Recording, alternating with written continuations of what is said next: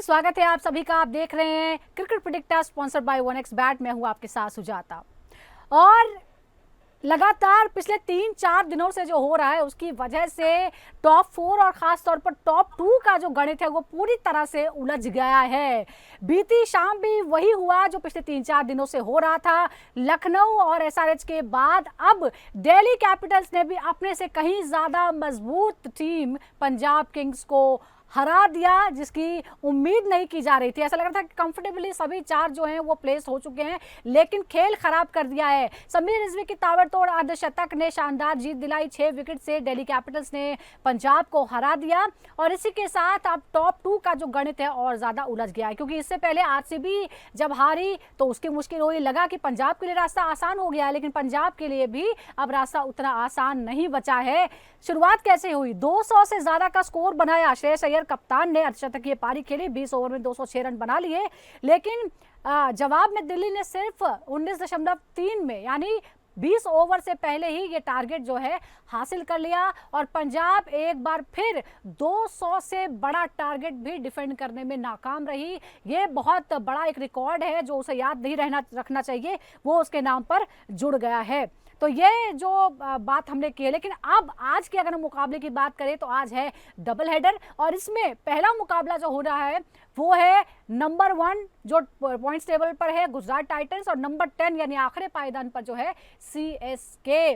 दोनों के बीच ये मुकाबला है। क्या सीएसके कुछ वैसा कर पाएगी जैसा उसके बाकी टीम जो है जो ऑलरेडी टूर्नामेंट से बाहर है उन्होंने किया है, या फिर सीएसके फिर वही स्ट्रगल जो है वो दोहराएगी और गुजरात टाइटंस क्या आज मुकाबले को जीतकर अपनी पोजीशन को कंसोलिडेट करेगी?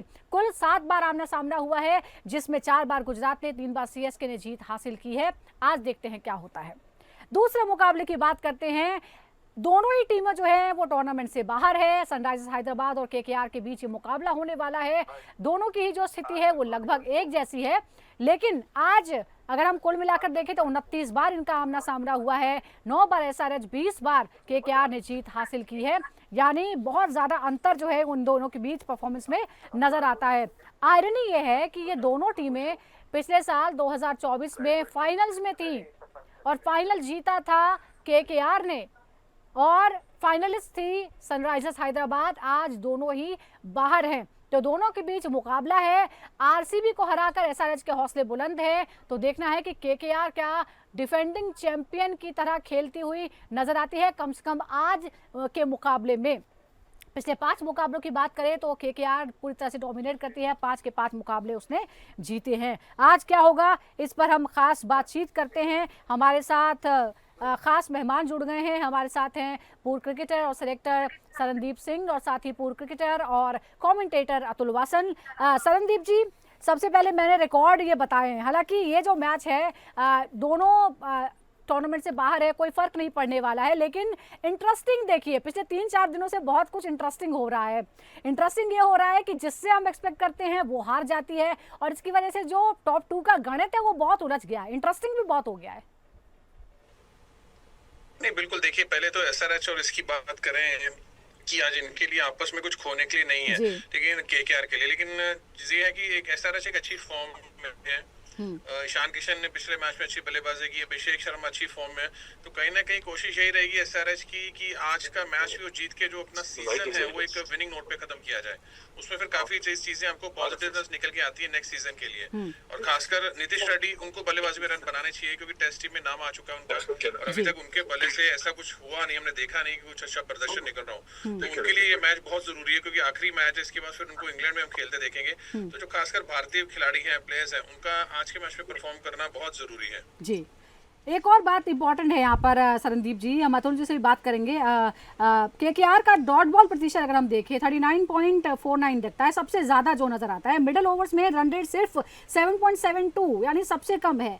क्या आपको लगता है कि पावर प्ले और डेथ ओवर्स की ताकत जो है इनकी वो मिड ओवर की कमजोरी को छुपा सकती है? क्या आज इस स्थिति में है केकेआर? देखिए, मिडल ऑर्डर बिल्कुल उनका इस सीजन एक्सपोज हुआ है, रन बिल्कुल नहीं बने। रघुवंशी हो चाहे वेंकटेश अय्यर हो, उन्होंने रन नहीं बनाया। ऊपर से भी उतने खास रन नहीं बने। सिर्फ एक अजिंक्य रहाणे जो कंसिस्टेंटली इनके लिए रन बनाते जा रहे थे। फिर कुछ गेम में पीछे आंद्रे रसल ने भी हिटिंग की है। रिंकू सिंह चले नहीं चले, वो कहीं ना कहीं उनका सीजन ऊपर नीचे रहा है, जिसकी वजह से केकेआर जो इस समय आज सबसे नीचे दिख रही है, प्लेऑफ से बाहर हो गई है। तो वो कहीं ना कहीं इसका मेन रीजन रहा है। लेकिन क्योंकि आपने बैटिंग ऑर्डर भी ठीक तरीके से चलाया नहीं अपने, रघुवंशी पे आपने बहुत ज्यादा बेट किया, कंसिस्टेंटली उसको नंबर 4 पे ऊपर बल्लेबाजी कराते रहे। आपको रिंकू सिंह को भेजना चाहिए था ऊपर, आपको रमनदीप को भेजना चाहिए जो ऑलरेडी भारत के लिए खेल चुके हैं, जिनके पास एक्सपीरियंस है, वो तजर्बा है। लेकिन आप अगर उनका यूज नहीं करेंगे और नए लड़के को बार बार कंसिस्टेंसी ऊपर भेजते रहेंगे, तो फिर वो क्या है कि आपके जो रिंकू सिंह है वो इस सीजन उभर के सामने आ ही नहीं पाया, उनको अपॉर्चुनिटीज मिली ही नहीं, तो जिसकी वजह से मिडल ऑर्डर बहुत ही ज्यादा कमजोर दिखा है यहाँ पे।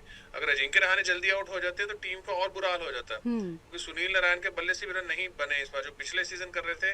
बिल्कुल, प्लेयर वाइज भी हम डिटेल में दर्शकों को बताएंगे इनका क्या रिकॉर्ड रहा है। कुल मिलाकर अगर हम देखें तो 13-13 मैच दोनों ने ही खेले हैं इस टूर्नामेंट में, 5 केकेआर ने जीते हैं, 6 हारे हैं, 2 का नो रिजल्ट रहा है। ये भी जो है ये एक बहुत बड़ा हर्डल उनके लिए बना है। हैदराबाद ने 13 मैच खेले हैं, 5 जीते हैं, 7 हारे, 1 का नो रिजल्ट उसका रहा है। लेकिन अगर हम रन रेट के हिसाब से कंपेयर करते हैं तो कुल रन रेट जो है वो 9.87 है, स्पिन गेंदबाजी में 9.98 है। अतुल जी, ये स्पिन के खिलाफ तेज रन बनाते हैं एसआरएच, लेकिन केकेआर की स्पिन गेंदबाजी भी लीग में सबसे किफायती है, यानी उधर रन ज्यादा बनाते हैं, इधर इनकी किफायती बल्लेबाजी है। क्या आपको लगता है गेंदबाजी है वरुण चक्रवर्ती को अभिषेक शर्मा और क्लासन के खिलाफ बचा कर रखना चाहिए? मुझे लगता है कि बहुत देर हो गई है, अब जो भी मर्जी करें अगले साल की तैयारी करें, क्योंकि अब तो लुटिया डूब गई है। तो मुझे लगता है कि अब जो भी आप करना है वो अगले सीजन की प्रिपरेशन करें, जैसे चेन्नई जो कर रही है वो अपने नेक्स्ट जेन है उसको तैयार कर रही है। तो मुझे भी लगता है कि वरुण चक्रवर्ती जो है उनकी जो मिस्ट्री है वो बने रखे, क्योंकि अब व्हाइट बॉल क्रिकेट भी खेलेंगे, रेड बॉल में है नहीं वो, तो अभी लंबा एक उनको ब्रेक है। मुझे लगता है कि अब फाइनल उनके पास एक शोकेस करने का एक अपॉर्चुनिटी है सिलेक्टर्स को, कि बता दें कि शायद रेड बॉल से भी क्या पता उनका मौका लग जाए, क्योंकि लंबी टेस्ट सीरीज है आगे, तो 5 टेस्ट मैचेस के बीच में कहीं कोई ज्यादा इंजर्ड हो तो वरुण चक्रवर्ती का भी नंबर लग जाए, तो यहाँ आज कुछ दिखाना पड़ेगा। जी, लेकिन कम से कम आज के मुकाबले में कुछ तो स्ट्रैटेजी जो है वो उनको अपनानी पड़ेगी। डेथ ओवर्स की अगर हम बात करते हैं अतुल जी, एसआरएच की डेथ ओवर्स में इकोनॉमी जो है वो 11.65 है, दूसरी सबसे खराब। रसेल और रिंकू के फॉर्म में होने से क्या आपको लगता है ये वही फेज है जहां केकेआर मैच निकाल सकता है, उसके इधर उधर जो है फिर वो नहीं हो पाएगा कुछ? देखिए, अगर पिछले साल को देखिए जब वो जीते थे, तो मुझे लगता है कि सभी जो उनके जो प्लानिंग थी, सुनील नारायण ने बहुत बड़ा काम किया। एक जो ऐसा था कि जो उनका ट्रम्प कार्ड था वो चल पड़ा, और वो जो उन्होंने पासा फेंका उसके बाद क्या होगा, आसान हो गया, और रसल को भी वो कहते हैं ना फ्रीडम मिल गया मारने को। रिंकू सिंह का जो उन्होंने इस्तेमाल किया है, शुरुआत देखिए जब भी बल्लेबाज शुरुआत करता है ना नंबर 6 से, बहुत मुश्किल स्पॉट है नंबर 6 अपने आप को एस्टेब्लिश करना। आपको 1-2 मैच जिताने पड़ते हैं, फिर आपका नाम बनता है, फिर आपको थोड़ा थोड़ा ऊपर आने का मौका मिलता है। तो रिंकू के साथ वही हुआ है, पर मुझे लगता है कि उसको उस स्लॉट में टाइप कास्ट कर दिया है, तो मुझे लगता है कि उसको ऊपर बैटिंग करने का मौका नहीं मिला। आई थिंक उसको प्रमोट करना चाहिए उसको, क्योंकि आप देखिए उसका करियर भी जो है इंडियन टीम के लिए वो भी निर्भर करता है कि कितना उसकी जो फ्रेंचाइज है उसको सपोर्ट करता है, कि आपने मैच जिताए नंबर 6 पे, पर धीरे धीरे आपको उसका रिवॉर्ड मिलना चाहिए जो कि नहीं मिला। बिल्कुल, ये भी बात है। लेकिन अब एक बल्लेबाज की बात करते हैं जो शानदार फॉर्म में है, शरणदीप जी। अभिषेक शर्मा एसआरएच की तरफ से 405 रन बना चुके हैं, स्ट्राइक रेट है 197 का, स्पिन के खिलाफ जबरदस्त 265 का स्ट्राइक रेट रखते हैं अभिषेक। क्या वो इस सीजन में एसआरएच के सबसे खतरनाक ऑल फेस बल्लेबाज है? उनकी टीम में और भी बहुत बल्लेबाज हैं, लेकिन ही स्टैंड्स आउट। मैम आपकी आवाज चली गई, कांट हियर यू। शरणदीप जी, अभिषेक शर्मा के बारे में हम बात कर रहे हैं, अगर आपको आप तक आवाज आ रही हो। अभिषेक शर्मा जबरदस्त फॉर्म में, आपको लगता है कि वो सबसे खतरनाक बल्लेबाज हैं एसआरएच के जो हर फेज में चलते हैं? देखिए, अभिषेक शर्मा का एक तरीका है बल्लेबाजी करने का, वो पहली बॉल से एक माइंड सेटअप करके आता है कि अगर मुझे पहला बॉल मिला तो मैं पहले बॉल से हिटिंग करूंगा, और ऐसे ही करते करते उनको ना सक्सेस भी मिली, लास्ट सीजन काफी मिली है।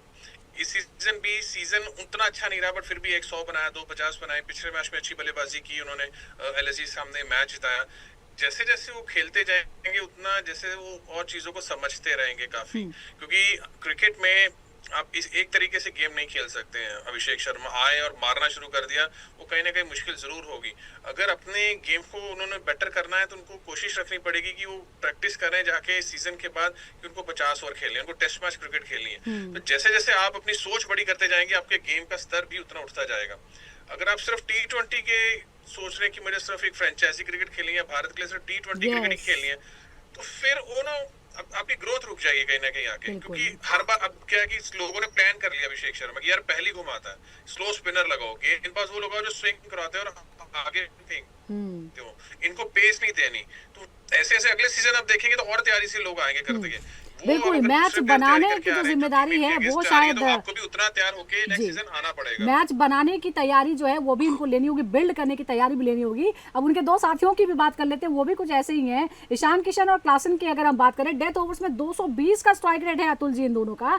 लेकिन आपको क्या लगता है कि अगर यहाँ टॉप ऑर्डर लड़खड़ा जाता है तो मिडिल ऑर्डर है ऐसा जो 200 प्लस का टारगेट चेस कर पाए? क्योंकि थ्रू आउट सारी टीमों की मिडिल ऑर्डर में कुछ ना कुछ दिक्कत है।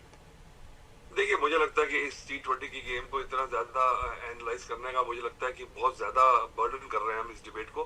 पर सरनदीप जो कहा है, मुझे लगता है कि देखिए अभिषेक जो है एक क्वालिटी प्लेयर है, पर उसने वो कहा है कि देखिए क्या वो अभिषेक शर्मा जो है वो सोच रहा है कि रेड बॉल क्रिकेट खेलनी है, क्योंकि इतनी आसानी से फेम और शोहरत जो पैसे मिल रहे हैं, तो वो बहुत मेहनत का काम है टेस्ट क्रिकेट खेलना। तो मुझे लगता है कि उसके जहन में नहीं है। शरणदीप एक्सपेक्ट कर रहा है, क्योंकि वो भी उस जमाने का है, हमारे जमाने का, जब टेस्ट क्रिकेट होती थी कि भाई वही है, अल्टीमेट है, आप जो मर्जी कर लें, पर अगर टेस्ट क्रिकेट नहीं खेले आप तो आप प्लेयर नहीं है। क्योंकि जो प्लेयर्स हैं दुनिया भर में वो तभी रेट करते हैं आपको कि आप टेस्ट क्रिकेट खेले। तो मुझे लगता है कि वो अगर खेलना चाह रहा है, अब ये युवराज सिंह जो है उनके मेंटोर हैं, वो उनको बताएंगे कि कितना इंपॉर्टेंट है टेस्ट क्रिकेट खेलना। अगर वो ऐसी बैटिंग करता रहेगा और अपने आप को गियर चेंज करना, एक दिखाना सिलेक्टर्स को कि मैं वैसी भी बैटिंग कर सकता हूँ, देखिए वो बहुत मुश्किल काम है। जो साई सुदर्शन को आपने देखा है ना, जो क्वालिटी ऑफ बैटिंग है, वो लगता है कि वो शॉट मार रहा है, पर वो शॉट अगर नहीं मारेगा तो वो लगता है कि उसकी क्वालिटी जो है, उसकी बैट स्विंग जो है, उसका जो कंपोजर है, वो धीमी भी क्रिकेट खेल सकता है। ऐसा मैंने अभिषेक के साथ देखा नहीं। बिल्कुल, और अलग तरह का खेल खेलते हुए भी वो ऐसी भी है कि अभिषेक शर्मा और यूवी को अपना रोल मॉडल मानते हैं, और सोशल मीडिया ने एक हाइप भी ऐसी बन जाती है कि जी अभिषेक शर्मा सिर्फ छक्के मारते हैं, कमाल है कमाल है। तो कहीं ना कहीं सोशल मीडिया भी बहुत ज्यादा आपकी पर्सनल लाइफ पे इफेक्ट करता है कि मेरी एक पॉपुलैरिटी इस तरह से बनी, तो मुझे अपनी पॉपुलैरिटी को बरकरार रखना है, अपनी गेम के बारे में कम सोचना शुरू कर दिया। ये समझाएगा कौन उसको? ये समझाना, तभी मैं कहता हूँ कि मेंटोरिंग जो है, काउंसलिंग जो है, कोर एडवाइजर ग्रुप जो है बहुत जरूरी है प्लेयर्स के लिए, क्योंकि इतनी जल्दी फेम और पैसा जो मिलता है तो उनकी जो है सोच जो है वो पकड़ के रखनी पड़ती है। तो मुझे लगता है जैसे अनिल कुंबले हैं, राहुल द्रविड़ है, ऐसे मेंटोर होने चाहिए। अगर आपको समझ नहीं आएगी तो फिर आप लप्पेबाजी बन जाएंगे अल्टीमेटली। अच्छा, एक उनके सामने एक एग्जांपल है जिसका जिक्र आपने भी किया अतुल जी, कि साई सुदर्शन उनके सामने एक एग्जांपल है। उनका खेलने का तरीका अलग है, लेकिन वो सबसे ज्यादा रन स्कोरर हैं, तो ऑरेंज कैप के सबसे बड़े दावेदार है। बिल्कुल खेल अलग है, लेकिन रिजल्ट वो दे रहे हैं, नतीजा वो दे रहे हैं। ये बहुत बड़ा उदाहरण है। अब जरा और आंद्रे रसेल और रिंकू सिंह की अगर हम बात करते हैं सरनदीप जी, स्ट्राइक रेट 238 और 232 का है डेथ ओवर्स में। आपको लगता है कि केकेआर की पूरी बैटिंग इन दोनों के इर्द गिर्द ही घूमेगी, आज भी घूमेगी, ये चले तो मैच निकलने की कोई उम्मीद है, वरना नहीं? नहीं, देखिए रिंकू सिंह की अगर जहां आपने बात की है ना, तो कहीं जैसे पाजी ने भी बोला, अतुल भाई ने थोड़ी देर पहले, कि रिंकू सिंह को आपने ठीक तरह यूज नहीं किया।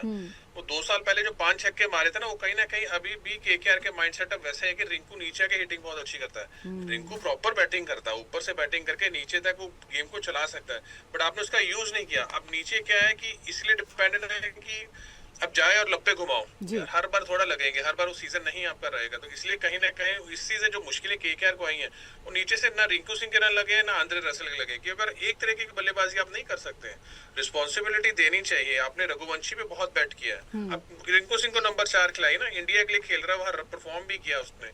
अगर यहाँ फ्रेंचाइजी उसको सपोर्ट नहीं करेगी, वो परफॉर्म नहीं करेगा, तो भारत की भी जगह नहीं बनेगी। क्योंकि कहीं ना कहीं नए खिलाड़ी हर साल आपको देखने को मिलते हैं। देखिए साई सुदर्शन की जैसे बात की, परफॉर्म किया तो ले लिया ना टेस्ट मैच में जगह। वो खिलाड़ी ऐसा है कि तीनों फॉर्मेट खेल सकता है। T20 में तो हाईएस्ट रन गेटर चल ही रहा है, वो वनडे में भी आपकी जगह ले लेगा, और उसके बाद वो टेस्ट मैच में भी जगह मिली गई उसको। और ऐसा प्लेयर है कि खैर ओपनर नहीं, वो मिडिल ऑर्डर में भी खेल सकता है। क्योंकि प्लेयर्स तो तैयार रहते हैं कि अगर इंडियन टीम में जी मुझे तो कोई भी नंबर दो, मैं खेलने के लिए तैयार हूँ। तो उसका यूज कैसे किया जाता है वो जरूरी है, कि सिर्फ स्ट्राइक रेट नहीं कि 250 का, वो तो आप लास्ट के 10 बॉल मिलते हैं आपको खेलने के लिए, 2 छक्के लग गए 2 चौके, तो स्ट्राइक रेट वैसे 250 के बाहर चले जाता है। अच्छा, हमने स्ट्राइक रेट की बात की है तो जरा पूरे सीजन में क्या रहता है वो जरूरी रहता है टीम्स के लिए। हमने स्ट्राइक रेट की बात की तो जरा केकेआर के कप्तान के बारे में बात कर लेते हैं। वहाँ बड़ा ही विरोधाभास है। शुरुआत तो वो करते हैं अगर पावर प्ले से 179 का स्ट्राइक रेट रहता है और नीचे आकर मिडिल ओवर में आकर 111 पर हो जाता है। इसके बारे में आप क्या कहेंगे? उनको कहाँ समस्या आ रही है अतुल जी, और क्या आपको लगता है कि वो स्पिन से घबरा रहे हैं? जो आप मुझे जो लग रहा है नंबर क्रंच कर रहे हैं ना, जो आप प्लेयर को ड्रॉप करा के मानेंगे, क्योंकि सरनदीप जो कह रहा है आप समझिए बात को। क्योंकि रिंकू सिंह देखिए पिछले साल का फ्लेवर ऑफ द सीजन था, अब 4 प्लेयर नए आ गए, तो रिंकू सिंह गया तो मुझे लग रहा है उसको आपने प्रेशर डाल दिया कि छक्के मारता है, वो छक्के मारने नहीं जाता वो, तो वो सोच ही नहीं रहा वो। लेकिन कप्तान साहब का क्या करें? अजिंक्य रहाणे शुरुरुआत अच्छी करती है, उसके बाद सीधा ड्रॉप। अजिंक्य रहाणे को आप रिंकू सिंह के साथ सेम सेंटेंस में आप नाम नहीं ले सकते। Ajinkya Rahane top class player है, ठीक है। आप कर रहे हैं दाल बुखारा और दाल ढाबे वाली, उसको कंपेयर कर रहे हैं आप। बिकॉज अजिंक्य रहाणे देखिए उसके बावजूद जो उसने 5000 टेस्ट रन बनाए हैं, तो आई थिंक रिंकू सिंह को उसके साथ ना मिलाए। पर ये मैं कहूंगा कि देखिए एक क्या है कि अब जो नए प्लेयर आए, सिलेक्टर्स की जो पेशेंस है वो भी ना कम है, तो आपके नए प्लेयर आते हैं वो एक्साइट हो जाते हैं। तो रिंकू सिंह कहाँ गया पता नहीं लगेगा अगर उसको समझ नहीं आएगी। वो जो फ्रेंचाइजी जो ओनर है वो सोच रहा है कि ये मैच जिताएगा, हर बार मैच जिताएगा नहीं वो, मुझे लगता है उसको आपको मौका देना पड़ेगा। इसलिए मुझे लगता है कि he is in a very tough spot और बढ़िया प्लेयर्स आते रहेंगे। आपको लगता है कि अब देखिए क्या प्रॉब्लम है कि अब 3 फॉर्मेट है, तो उसके अंदर क्या कि बड़ा सा कंफ्यूजन सा हो जाता है सिलेक्टर्स को भी।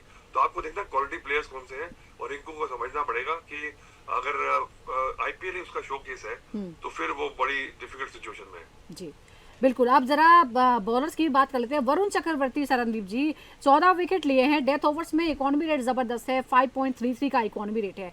क्या आपको लगता है कि स्ट्रेटजी केकेआर की ये हो सकती है कि उन्हें मिड ओवर्स में नहीं बल्कि डेथ ओवर्स में ज्यादा इस्तेमाल किया जाए?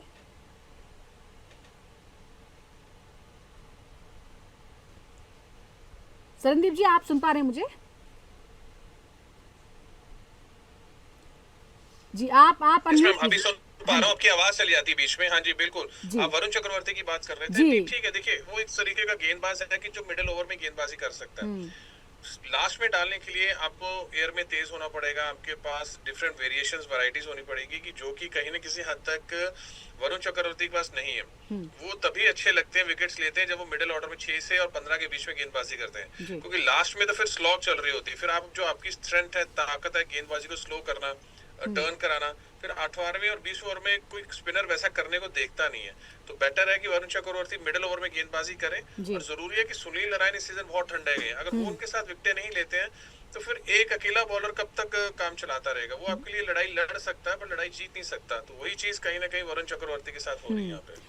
बिल्कुल आपने सही जिक्र कर दिया। हर्षित राणा और वैभव अरोड़ा का साथ उन्हें इस तरह से नहीं मिल पा रहा है और शायद इसीलिए इस तरह की दिक्कतें आ रही हैं। लेकिन Atul ji, PAT Cummins SRH के सबसे भरोसे बॉलर के रूप में जाहिर तौर पर है, 8.92 का जो उनका इकोनॉमी रेट है। क्या उन्हें पावर प्ले में नरेन या गुरबाज के खिलाफ लाना सही रहेगा या फिर रसेल और रिंकू के लिए उन्हें बचा कर रखना चाहिए? क्या मानते हैं आप? देखिए पैट कमिंस जो है ना एक वर्ल्ड क्लास प्लेयर है, वो वापस आया खेलने, बिकॉज वो बता रहा है कि मुझे आपने खरीदा है तो मेरी लॉयल्टी है टीम के साथ, अगले साल मैं आऊंगा। पर वो मेंटली चेकआउट कर चुका है आईपीएल से, तो उससे ज्यादा आप एक्सपेक्ट मत करें। तो वो खुद कप्तान है, वो उसको लगेगा कि जहां मैं गेंदबाजी करना है, वो भी क्या है कि पॉटलक है, अगर पहले गेंदबाजी करते हुए विकेट ले सकता है क्योंकि उसपे क्वालिटी है। और मुझे लगता है कि कभी भी किसी बड़े गेंदबाज को मार पड़ सकती है, और कभी भी किसी बड़े गेंदबाज को आप अगर अटैकिंग, क्योंकि वो टेस्ट क्रिकेट का गेंदबाज है, तो मुझे लगता है कि वो अगर टेस्ट क्रिकेट की मेंटालिटी से गेंदबाजी करेगा तो पावर प्लेज में उसको गेंदबाजी करनी चाहिए, क्योंकि शुरू में अगर 2-3 विकेट निकाल दे एक क्वालिटी गेंदबाज तो फिर आपका मैच बन जाता है। जी एक और बात है सरनदीप जी, मोइन अली या रमनदीप सिंह की अगर हम बात करें तो उनका स्ट्राइक रेट जो है वो 35 और 66 का है। क्या आपको लगता है कि केकेआर को आप कुछ एक्सपेरिमेंट करना चाहिए जाते जाते, चाहे वो मनीष पांडे को लेकर हो या किसी और प्लेयर को लेकर, कोई विकल्प?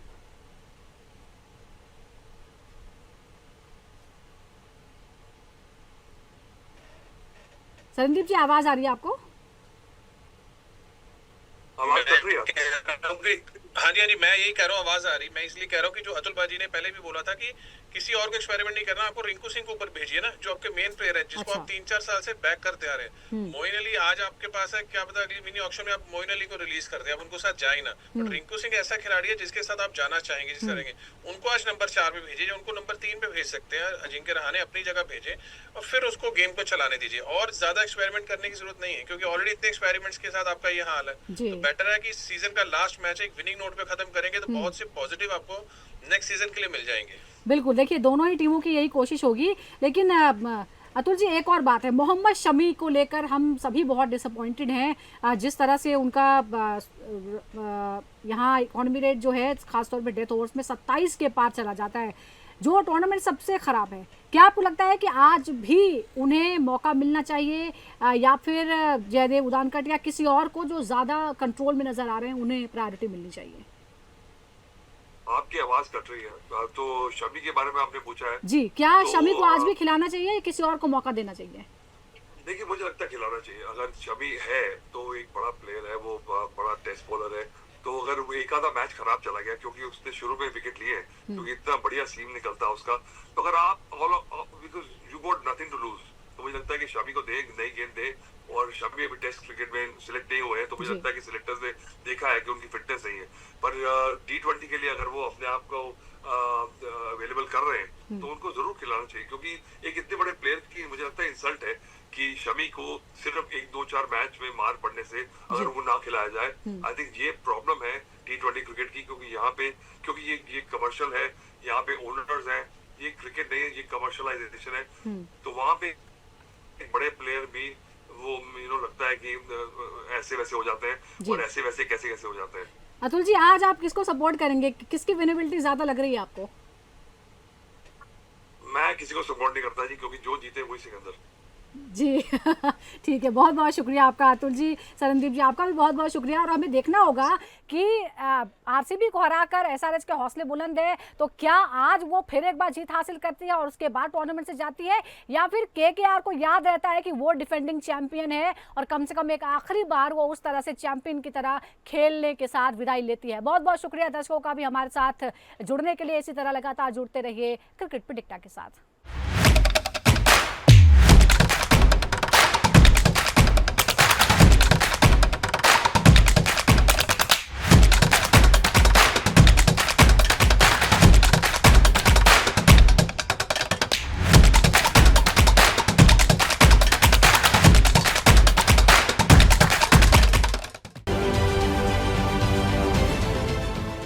देश विदेशातील प्रत्येक घडामोडींचे लाईव्ह अपडेट मिळवण्यासाठी आता साम टीव्हीच्या सर्व सोशल मीडिया प्लॅटफॉर्मला लाईक, फॉलो आणि सबस्क्राईब करा। तसंच सर्व नोटिफिकेशनसाठी बेल आयकॉन प्रेस करायला विसरू नका।